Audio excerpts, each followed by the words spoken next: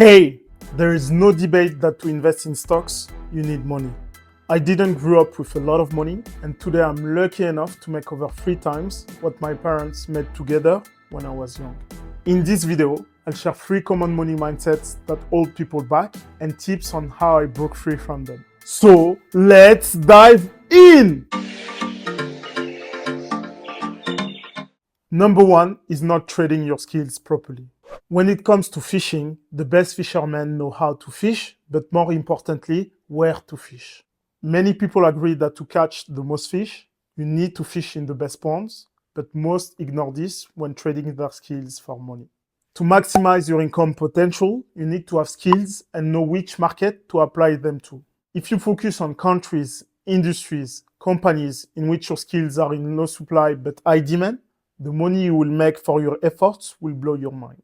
Your skills can be worth 2 or 3 times more if you work in a different country, industry, or company.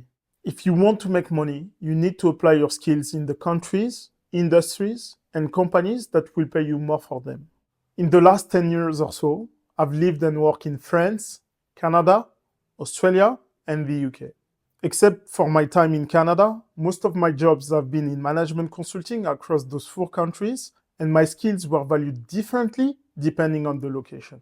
If you think that this only applies to corporate jobs, you are wrong. When I was in Australia, I was shocked about how much more my friends who were construction workers were making compared to a construction worker in Europe. You could argue that we need to consider the cost of living in those different countries compared to the money they make, but let's compare the salary of a construction worker in those locations to the average salary there. Construction workers in Melbourne are the highest paid in Australia and the 7th highest in the world.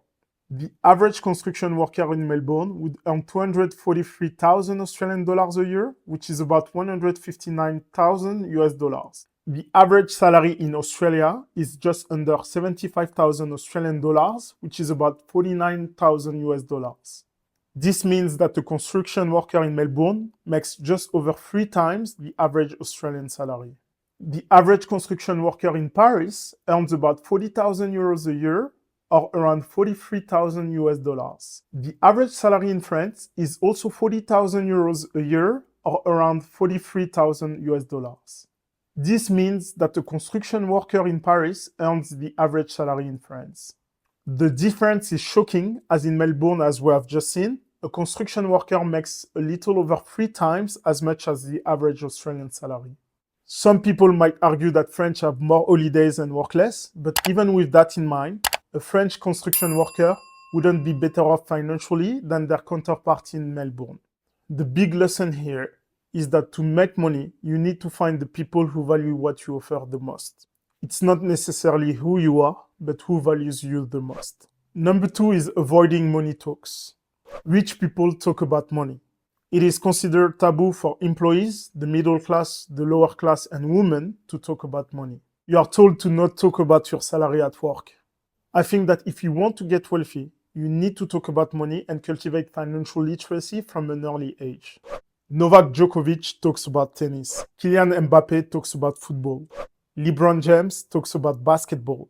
Most people want to be good with money, but to be good with anything, you need to understand it and talk about it.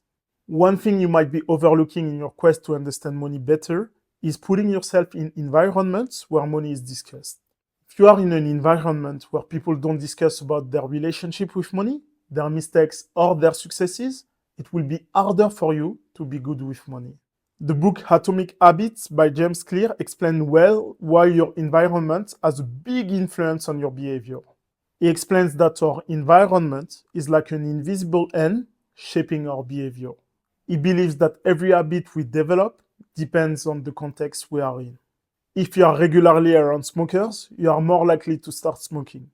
Similarly, if you are in an environment where people who are good at making, saving, investing their money regularly talk about it, you have better chances of becoming good at managing and investing your money. The great thing about social media is that if you don't have people in your immediate circle who share the habits you want, you can connect with them on YouTube, Instagram, or other platforms, and they'll become part of your environment. Being part of those environments is key to getting you on the right path and improving your relationship with money. Number 3 is waiting too long to invest. Most young people think that the $500 or $1,000 they have is not enough to start investing. They always tell themselves that they will start investing when they have $1 million.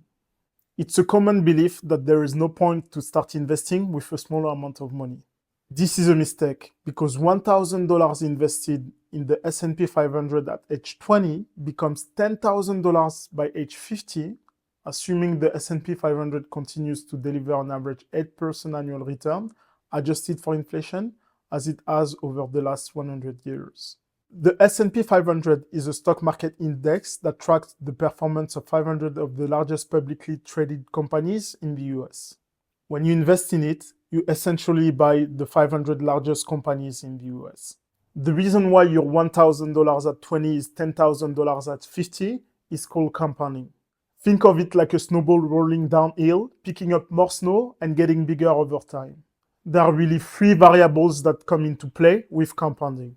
Your initial amount of money invested, the length of your runway, which is how long your money stays invested, and your rate of return. If you are in your 20s and start investing, you have a hidden power over someone that starts at 30, 40, or 50. This hidden power is time. It's your allies because having many years ahead lets compounding work for you. It's a key factor to steadily growing your investments over the long run. Compounding takes time to work, which is why it is easy to ignore. It is also not intuitive, and many people struggle to understand the math behind this concept. Even small returns, when compounded over a long time, can lead to outstanding results. If I had to ask you, what are the odds that the average American will be twice as rich 50 years from now? It sounds impossible, right? You're probably thinking, twice as rich as they have today? Doubling what they already have? This is too ambitious. The French is crazy. Now, if I ask you, what are the odds if they can achieve 1.4% average annual growth for the next 50 years? I almost feel like a pessimist. You are probably thinking 1.4% is achievable, right? Well, the reality is that those numbers are the same. If you start with $100 or any other number and make it grow by 1.4% over 50 years, you double it. Most people discover the power of compounding late in life, and I'm no exception, as I wish I had started investing when I was 20. The biggest debt we all pay is ignorance. Unfortunately, most of us learn compounding quite late because it is not taught at school. I've recently made a video about 5 shocking money secrets that school won't teach you, and if you are interested about it, you can find it in the description. This is it for today, guys. If you got value from this video, feel free to drop a like, and if you want to receive more contents like this, feel free to subscribe. Thank you all, and peace out!